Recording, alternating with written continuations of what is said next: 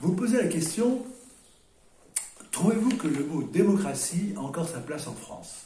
Bon, je vous en remercie, parce que cela me donne l'occasion de vous donner la révélation du grand secret de la magie politique.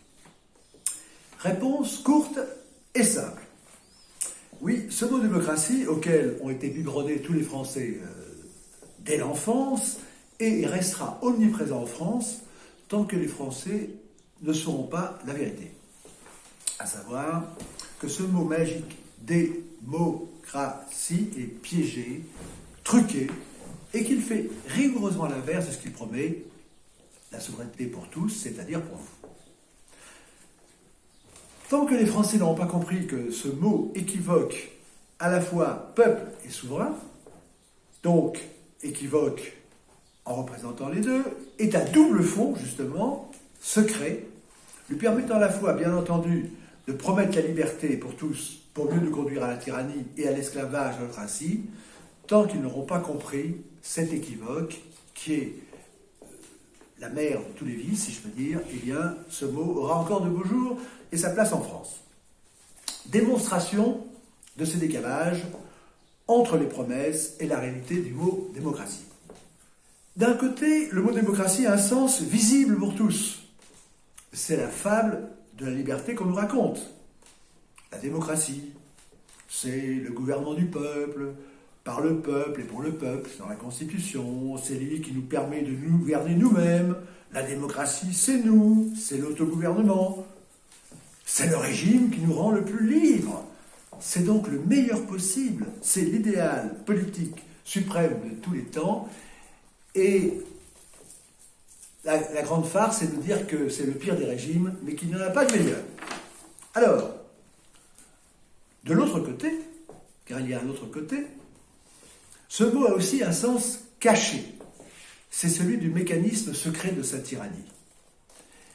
Puisque la démocratie de nom est le meilleur des régimes, que personne ne peut en imaginer d'autres, et donc être contre, tous les Français sont donc enchaînés et esclaves de ce mot miracle, dictateur suprême du langage politique.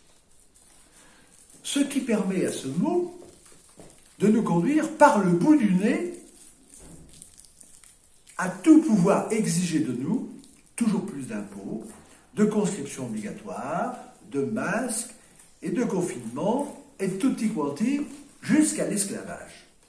Hélas, les Français ignorent les clés secrètes, grammaticales et mathématiques qui permettent à ce mot magique de les conduire à l'inverse de ses promesses, à la tyrannie et à l'obéissance la plus servile au nom de la liberté, bien entendu. Liberté aux libertés. Hélas, donc, les Français ignorent ces clés secrètes. D'ailleurs, Maurice Druon, donc l'ancien secrétaire perpétuel de l'Académie, disait « En démocratie, ce n'est pas le peuple qui est souverain, mais le langage. » Voilà la clé. Le secret ignoré de tous, c'est que nous sommes gouvernés par les phrases, par les mots et par les chiffres.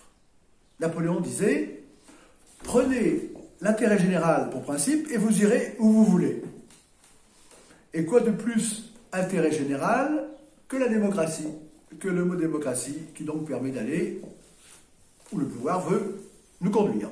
Démonstration en 3 coups d'État. Premier coup d'État grammatical, qui a substitué la monarchie du mot nation à la démocratie du mot peuple. C'est le coup de magie opéré par l'article 3 des droits de l'homme. Le principe de toute souveraineté réside essentiellement dans la nation. Nul corps, nul individu ne peut exercer d'autorité qui n'en émane expressément. En clair, voilà donc le mot nation fait dictateur absolu au nom du peuple.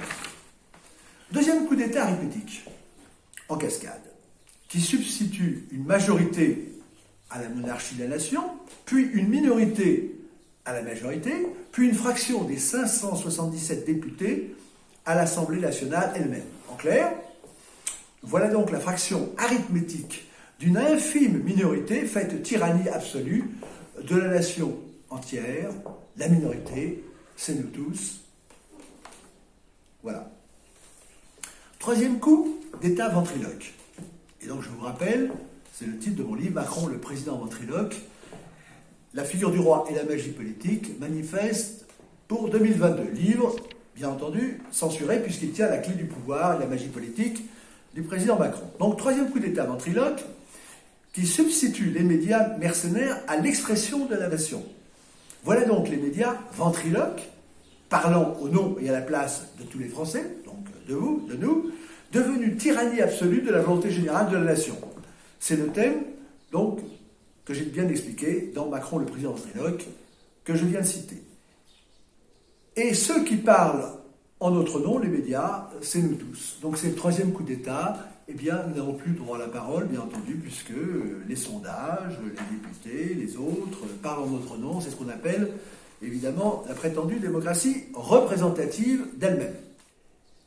La démonstration par l'absurde de l'illégitimité de cette démocratie, de nom et non de fait, apparaît maintenant très clairement. L'illégitimité cachée de ces trois coups d'État ne résiste pas à l'épreuve des faits. En théorie, le peuple est souverain, mais chaque fois que le peuple réel se manifeste, et dans la rue, ou autrement, il est nié par sa propre fausse représentation. L'écart apparaît abyssal entre le mot démocratie et la réalité servile du peuple souverain. Quelques exemples bien connus que voici. Premièrement, c'est le référendum de 2005, qui a été évidemment, quand la réponse n'est pas la bonne, évidemment, elle est annulée. Bon. Deuxièmement, c'est le traitement des Gilets jaunes avec les LBD. Pourtant, le mouvement des Gilets jaunes représentait 80%, nous disait-on. Peu importe. 20% égale 100%, 80% égale 0%. C'est ça la magie des chiffres. Ensuite, autre exemple, c'est les herboristes qui ont été interdits, je vous rappelle, sous le régime de Vichy. Les herboristes interdits, au moment de la puissance des lobbies pharmaceutiques, bien entendu. Et personne ne dit rien, ou ne peut rien dire. C'est la médecine libérale mise en jeu. C'est la première fois dans l'histoire du monde qu'on dit si vous êtes malade, surtout n'allez pas voir le médecin. Bon. Ce sont les soignants interdits de conscience médicale et tutti quanti. Alors aujourd'hui, encore, c'est le projet de loi sur les retraites, avec 2 tiers des Français qui sont contre, et pourtant un gouvernement ultra-minoritaire qui s'obstine et qui a la force injuste de la loi pour lui, comme le disait le président Mitterrand. C'est le terme que l'on peut utiliser. Eh bien, 2 tiers des Français, et vous avez un sophiste présidentiel qui vous dit « mais vous avez voté pour moi à tel moment, donc maintenant vous n'êtes pas d'accord, mais vous êtes d'accord parce que vous étiez d'accord sur un sujet que vous n'avez pas compris, et de toute façon c'est moi qui décide, et si vous n'êtes pas content, on enverra la gendarmerie. » Donc la démocratie est impuissante, nous devons le voir, devant la représentation de la démocratie dominale et de nom. C'est le nom qui est plus fort que la chose. Donc, le rêve brisé de cette imposture, donc, qui tient au mot démocratie, tient au constat que ce n'est pas le gouvernement qui décide, mais ce qu'on peut appeler une oligarchie. Et en fait, c'est Nicolas Hulot qui a révélé le poteau rose. L'oligarchie, c'est le souverain caché de la démocratie de nom. C'est nous tous. Voilà. Facile à comprendre ce jeu de mots. Alors, l'explication théorique de cette fausse démocratie, qui nous menant en esclavage, au nom de la liberté, est claire. Le mot démocratie moderne, dont nous sommes les esclaves, est une falsification anglo-saxonne inversée du modèle grec, basé sur 3 principes. Ni élection, ni avocat, ni représentant. C'est ce qu'il faut justement pour éviter la mainmise de l'oligarchie sur la politique par l'argent. La démocratie athénienne avait été inventée pour mettre hors politique l'oligarchie. La démocratie truquée anglo-saxonne qui nous a été imposée a été inventée pour faire rigoureusement l'inverse, pour donner tout pouvoir à l'oligarchie. La solution pour en finir avec le mot de cette démocratie dite représentative à l'anglo-saxonne, ce fauné de la tyrannie oligarchique,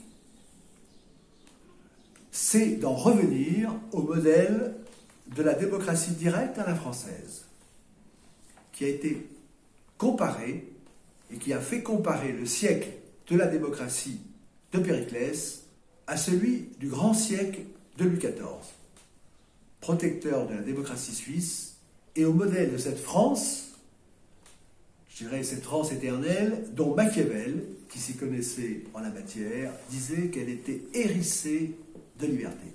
Une France hérissée de liberté au pluriel, et non pas sous la botte d'une seule et unique liberté, celle de l'oligarchie actuelle toute puissante, celle des Jacobins, toujours au pouvoir en termes de démocratie dite représentative.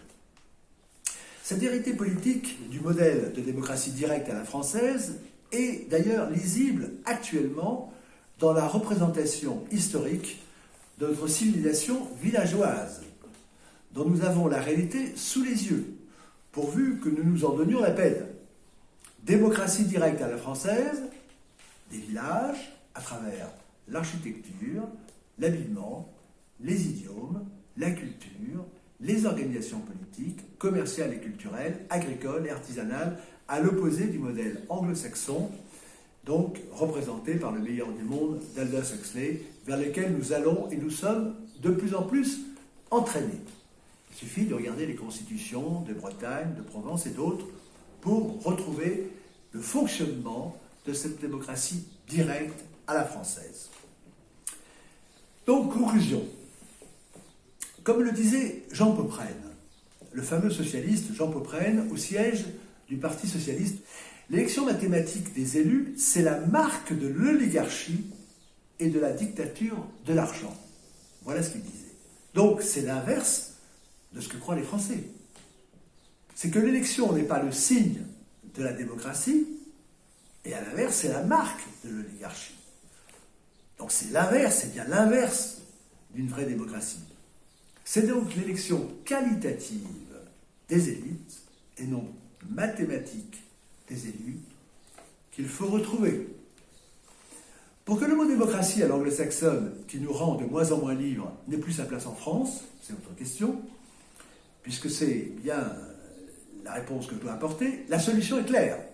Il ne nous reste plus qu'à rétablir courageusement la liberté politique par la vérité grammaticale et mathématique pour retrouver enfin notre art de vivre, pour que cette démocratie de fait réelle à la française retrouve sa place. Donc, c'est bien votre question, elle qui était hérissée de cette variété de ces libertés, au pluriel, qui ont fait toute l'admiration de Machiavel. C'est ainsi et seulement ainsi que, selon le mot d'Augustin Cochin, de haut en bas de toutes les hiérarchies, les peuples de France pourront enfin repasser des mains de ceux qui ont l'art de mentir, ceux qui sont actuellement au pouvoir, à ceux qui ont le droit de commander, et donc de nous faire retrouver enfin les clés de notre vraie destinée. Ce qui signifie en conclusion que tant que le mot esclavagiste, démocratie représentative et ses esclavageons, liberté, égalité, fraternité auront encore leur place en France, les Français resteront dans les fers et le monde politique continuera à tourner à l'envers.